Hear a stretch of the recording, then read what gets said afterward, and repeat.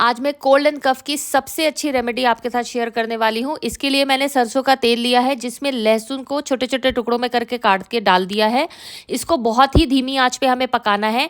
इसमें 1 चम्मच के लमसम मैंने अजवाइन भी डाल दी है और इसको तब तक हमें पकाना है जब तक कि ये थोड़ा गोल्डन कलर का ना हो जाए।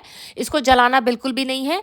इसको यूज़ करने का सबसे अच्छा तरीका होता है कि जब आप सोने वाले हो तो इसकी मसाज आप तलवे पे, चेस्ट पे कहीं भी कर सकते हो, बट मेक श्योर कि आप उस एरिया को अच्छे से कवर कर लो। छोटे बड़े कोई भी इसको यूज़ कर सकता है और इसका इफेक्ट बहुत अच्छा होता है। इस तरह से ऑयल प्रिपेयर हो जाता है।